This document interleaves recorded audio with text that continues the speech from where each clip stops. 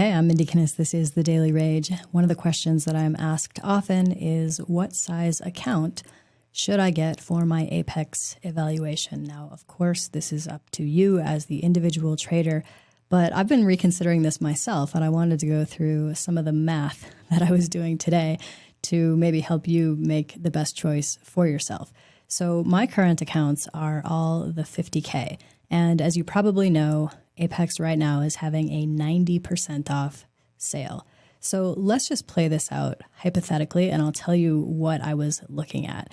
Quite honestly, I was getting a little bit frustrated with the whole trailing threshold. So I was reconsidering this 100K static. Now, I've had that approved in the past. I did get a funded account in that. I ended up blowing it up accidentally, so I don't currently have that. But what's really appealing about that is not having that trailing threshold. You can just trade more like you would normally trade. But let's look at the numbers. Hypothetically, let's say that you wanted 20 funded accounts eventually once you pass your evaluation. So during this 90% off, if we look at this 50K, we're looking at only 10% that we would actually pay of this. So that's $16.70. Now, there will be some tax added on to that. So this isn't going to be exact math, but just to prove the point, $16.70 times 20 accounts would be $334. So that's what you would be out of pocket at first. Then, if you look at this is once you do pass, you can pay a lifetime fee for those accounts. So for the 50K, you'd be paying $140 per account for lifetime access. That means you don't ever have to pay again, which I totally appreciate. So once again, just hypothetically, let's say you passed all 20 of those evaluations and you wanted to get the lifetime for the 20 funded accounts. That's $2,800. So if we take the money that we would have paid for that lifetime, 20 accounts, plus the 20 accounts of evaluation, that adds up to a total of $3,134. Okay, so just remember that number in your mind, $3,134.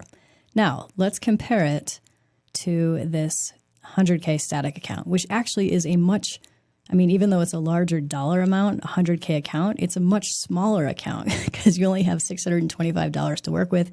You can only trade 2 contracts or 20 micros.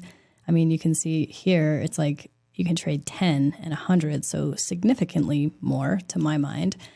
And at this point in time, with the 90% off, you would be paying $13.70 for each account. Again, hypothetically, let's say you wanted 20, that would be $274 for that initial first month. And again, hypothetically, let's say you passed all those evaluations in your first month and you were like, okay, cool, I'm ready to go to lifetime. Awesome.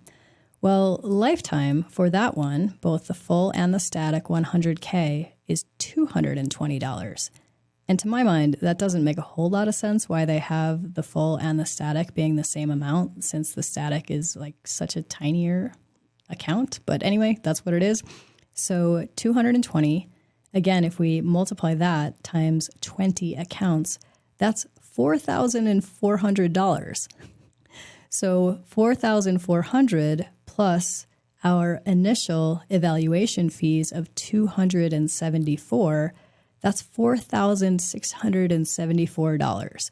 So really, to get a smaller, again, I'm calling it smaller, even though technically it is a larger account size, you have to trade it smaller.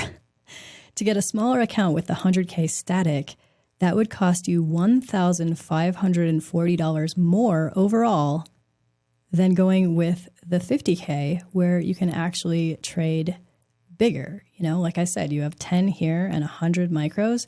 And here's what really, really cinched the deal for me is this is the required minimum balance to take a withdrawal or a payout. As you can see, the 50K, you have to get basically 2,600 above where you started. In this case, it's the same for the 100K static, 2,600 above where you started. So profit goal is essentially the same, even though you can trade it a little bit differently. And then really, this is really what did it for me. This is the max withdraw each payout period. And these are for the first 3 months of payouts, just to be clear. The max you can take out on a 50K account is 2,000. The max you can take out on a 100K static is 1,000. So really, just based on the math, I'm like, forget that idea. That doesn't work out at all. I would be paying more and actually like being able to make less. That math doesn't work for me. So just wanted to share it with all of you as you are making your decisions. As a reminder, that 90% off sale goes through July 6th. So you have plenty of time to try it out, figure out what you want to do. You know, as you know, there are lots of options. I use this Rhythmic NinjaTrader plan, but they also do have Tradeovate these days. These are a little bit more pricey, but I think you'll see that, you know, the math kind of works out the same if you were to compare some of these smaller ones versus the static account. It's just not worth it, in my opinion, even though I would love to get rid of that trailing threshold.